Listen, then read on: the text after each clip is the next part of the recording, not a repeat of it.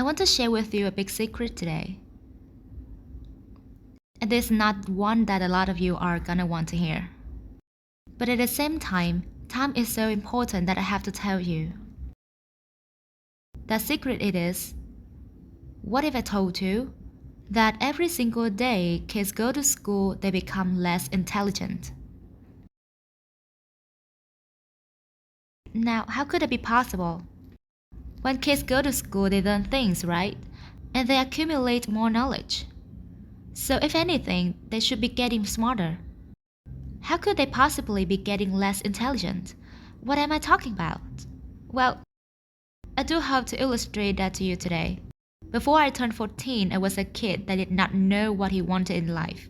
So usually when you go up to 5 or 6 years old and you ask him, what do you want to be when you grow up? He'll say, an astronaut or a businessman. I wanted to be a professional Call of Duty player.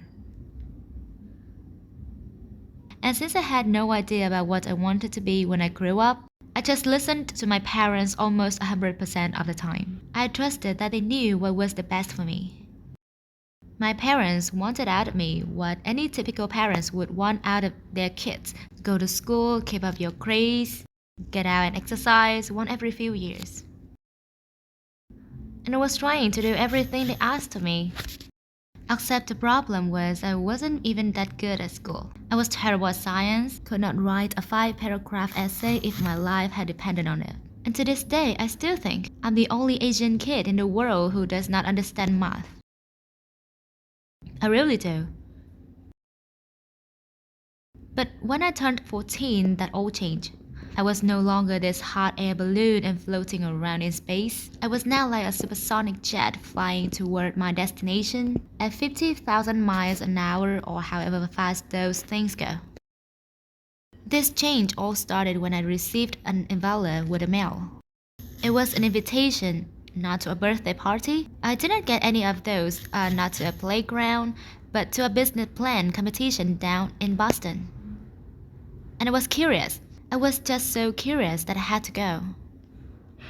The program director explained to us that over 5 months, we would form a team, develop the business idea, and present the idea to a panel of judges who would be judging us, how good our suits are, and how good our business ideas were. And a long story short, over those 5 months, I formed a team, developed an idea, and we actually ended up winning that competition and taking home a check. And that one event sparked my interest for going to more and more of these competitions. Over the next 2 years of my life, I actually went to dozens of these competitions and was winning almost all of them. And I realized that I liked going to them so much, not just because I liked winning them, but also because I had an unrealized passion. That was a passion of creating things.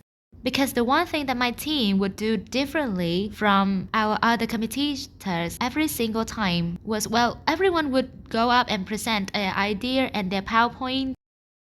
We would go to a Home Depot, buy supplies, and actually build the idea we were talking about. And the judges were just blown away by the fact that a bunch of teenagers could go and create things, can make prototypes, and have minimum viable products. We won almost every single competition just because the judges loved that we had gone and executed it.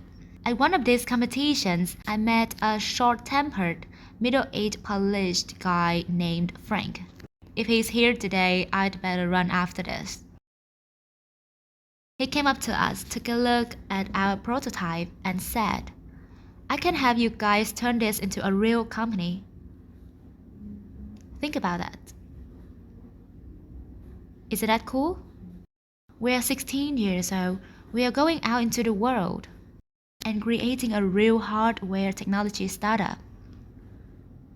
At first, we were all like, time to be Steve Jobs, let's go build Apple, dropping out of school now, but we quickly realized that it's not that easy. So don't drop out unless you're really sure you have a good idea. But we realized that the first part to building a great company is to assemble a great team. And as students, we couldn't go to bars to network, to networking events for adults, So we went to our school and set up this little presentation in our auditorium in which we would present our idea and hopefully kids would join our team. We sent out an invitation to our entire school. And the first thing we noticed is that almost no one showed up. There was almost no interest. And those who did showed up spread a rumor around the school. And throughout that week, we were made fun of our ideas and for being wonderful Mark Zuckerbergs. What's funny is the next week after, we took an exact same presentation and did it at our elementary school, so to kids who were 5 or 6 years younger. And the response was phenomenal. These kids were throwing their lunch money at us, asking if they could buy a prototype. They were asking for our pre-money evaluation, which I know you guys know from watching Shark Tank. But it was amazing that these kids even knew terms like that existed and they were too young to even properly pronounce some of these words. That just inspired me so much. And I think that is what our education system has done over just these 5 to 6 years in the education system. These creative children has turned into these teenagers that are unwilling to think outside of the box. So let's go back to that secret I was talking about, how it is possible that school is making kids less intelligent.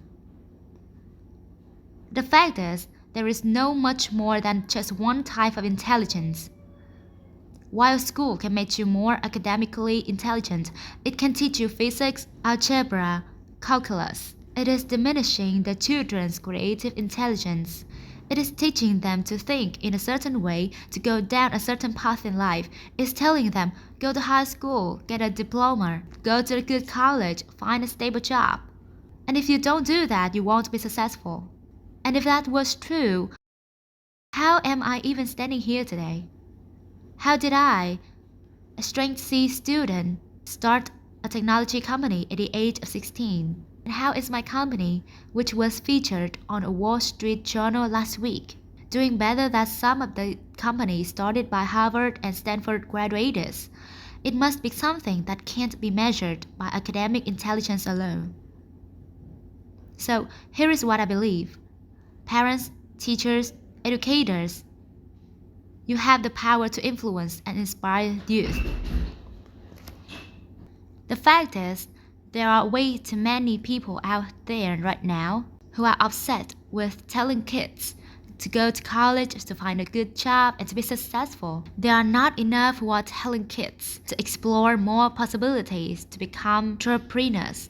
And if there's one message that I want parents, kids, and all of you to take away from what I've said today, it is that you can open your own doors. That you can stray away from this conventional, limited, and narrow path that education sets up open. You can diverge and create your own future. You can start your own companies and start your own non-profits. You can create, you can innovate.